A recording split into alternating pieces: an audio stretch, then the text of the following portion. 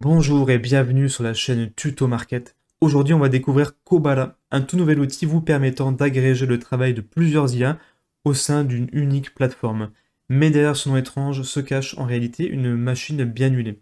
Et ces fonctionnalités vous seront très utiles si vous utilisez l'IA. Restez bien jusqu'à la fin de la vidéo car je vous montrerai également une astuce bonus complémentaire qui va vous intéresser. Avant de commencer, si tu n'es pas encore abonné à la chaîne, je te conseille de t'abonner car tu vas recevoir dans ton fil des tutos, des astuces et des bons plans pour apprendre à utiliser le référencement et l'IA. Et tout ça gratuitement. Nous sommes maintenant sur la plateforme Colaba. Ici, on est dans l'onglet Community Wall où vous allez avoir des exemples de ce qui a été créé par la communauté de Colaba. Alors moi, je trouve que c'est assez intéressant puisqu'on peut voir des styles de graphisme, d'images qui ont été créés par la communauté pour donner des idées, c'est toujours intéressant. Donc maintenant, ce qu'on a en termes de fonctionnalités dans Colaba. Ici, dans AI Tools, vous avez toutes les fonctionnalités qui sont disponibles sur la plateforme. D'abord, vous avez le classique chatbot. Vous avez qu'à poser une question, tout simplement, et ici, vous sélectionnez l'IA que vous voulez utiliser. Vous avez les principales IA, Gemini, GPT, Claude Sonnet, Perplexity et DeepSeek.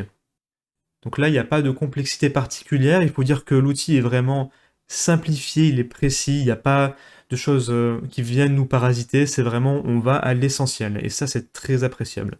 Vous voyez également que vous avez des options ici que vous pouvez cocher, décocher, pour venir apporter des fonctionnalités supplémentaires. D'ailleurs, ici, on voit que ChatGPT ne gère pas apparemment l'Internet Search avec cette fonction.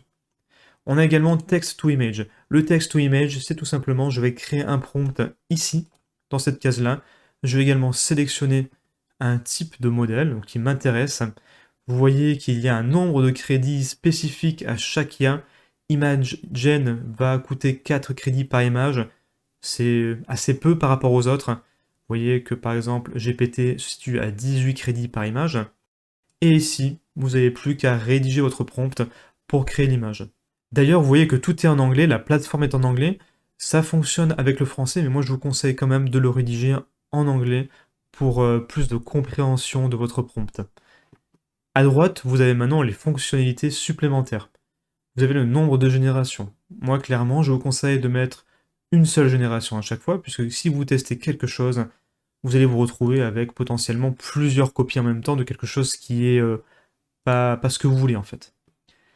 Le réglage des dimensions, là, ça va être très utile pour Instagram, Square par exemple en 1024-1024, un format portrait ou allongé pour du short par exemple sur YouTube. Image to image, c'est un peu la même chose, sauf qu'on va donner à la place du prompt une image. Notez quand même que vous pouvez rajouter en plus un prompt, donc cet outil est très puissant pour avoir quelque chose de précis.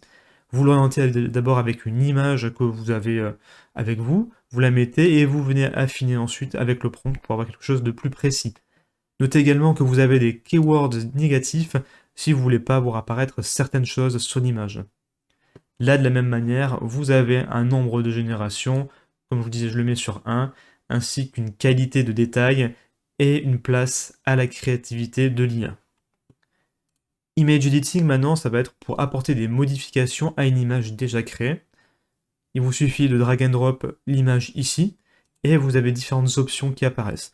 Moi, celui-là, je m'en suis pas encore servi, c'est pas quelque chose de hyper important, mais c'est quand même bien de savoir qu'il est ici. Ensuite, vous avez Video Generation. C'est probablement l'option la plus importante de Colaba qui vous permet de créer de courtes vidéos grâce à l'IA. Vous avez, comme pour les autres, plusieurs modèles. VO3 Fast, qui est bien. Vous avez Clink 2, qui coûte par contre assez cher, 650 crédits pour la vidéo, ou encore VO2, qui est beaucoup moins gourmand et qui coûte que 48 crédits par vidéo. Là, vous voyez que le temps de la vidéo estimée va varier à chaque fois suivant l'IA qui est utilisée. Ensuite, on a le Speech Generator. Le Speech Generator, c'est vraiment magique pour pouvoir animer une voix. Vous allez donner un prompt ici qui va servir de narration, et ici, vous sélectionnez ensuite l'IA, alors le style d'IA que vous souhaitez pour dire le prompt que vous avez ici, donc pour le lire.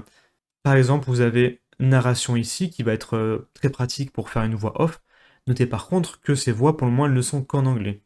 Et pour terminer, vous avez le text to music. Le text to music, il est assez simple. il vous permet de créer une musique, alors assez courte, là c'est pareil, ça dure 30-40 secondes. Il n'y a qu'une seule IA qui est ici, l'IA 2, mais elle va être utile, elle va vous permettre de créer des boucles de musique très facilement. Le principe, c'est que vous lui donnez des tags qui sont ici. Si par exemple vous avez besoin de quelque chose qui est plus dans l'ordre de la cinématique, pour illustrer un court-métrage, quelque chose de ce style, et ensuite vous allez fixer une émotion, par exemple épique. Si vous voulez mettre l'accent sur quelque chose en particulier, l'IA va être capable d'adapter le ton pour coller à la situation. On n'a pas encore parlé des crédits. Les crédits, alors vous avez différents systèmes d'abonnement. Vous avez le prepaid qui est ici, qui vous permet de payer en one shot. Alors là, par exemple, si je mets 25$, c'est plutôt pas mal, ça me permet d'avoir 2500 crédits. Rappelez-vous, vous avez pour les plus chers des IA des vidéos à 650 crédits. Donc ça vous permet de faire plusieurs vidéos. Les images, elles coûtent beaucoup moins cher maintenant. Donc là, vous pouvez faire déjà un paquet d'images avec seulement 25$. L'avantage, c'est que vous payez tout sur la plateforme, sur Collaba. Vous n'allez pas sur chaque IA pour prendre un abonnement, vous déplacer, etc., faire autre chose. Tout est centralisé dans cette plateforme. C'est l'immense avantage de cette plateforme. Je trouve que c'est vraiment une très bonne idée d'avoir agi de cette manière. Vous avez ensuite les abonnements mensuels. Alors là, apparemment, on a des réductions. Ça passe à 10$, 9,99$. Et avec 9,99$, vous avez chaque mois 1000 crédits, tout simplement. Ensuite, les offres professionnelles, etc., c'est plus ou moins la même chose, sauf que vous pouvez adapter au nombre de crédits que vous obtenez tous les mois. Donc voilà, vous payez 39,99$, vous avez maintenant 7000 crédits. Et pour les organisations, la différence, c'est que vous allez avoir un nombre de sièges, de places, pour vous connecter à Collaba. Donc ça, c'est vraiment utile que si on est plusieurs, vous voyez, par exemple, il y a 10 membres, 30 membres, illimité.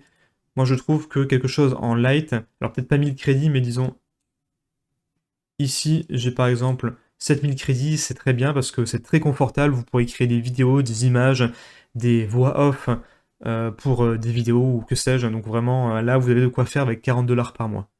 Je vous avais dit qu'il y avait une astuce bonus et je vais vous la donner maintenant. Il s'agit d'une astuce qui va se situer dans Image to Image pour réaliser encore des images plus pertinentes et réalistes. Vous avez un système de presets qui est ici.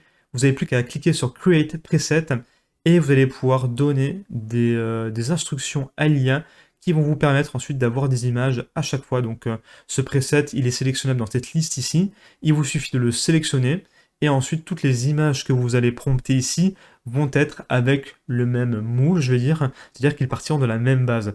Et c'est très utile pour avoir, si vous avez une charte graphique, quelque chose où il doit y avoir une cohérence globale pour éviter de générer des images qui sont à chaque fois différentes, ça garde le même moule avec plus ou moins le même style à chaque fois. Et ça, c'est vraiment très très utile. Voilà, on arrive à la fin de la vidéo, j'espère que cette vidéo vous a plu. Si c'est le cas, n'hésitez pas à mettre un like, à vous abonner. Quant à moi, je vous dis à très vite dans une prochaine vidéo.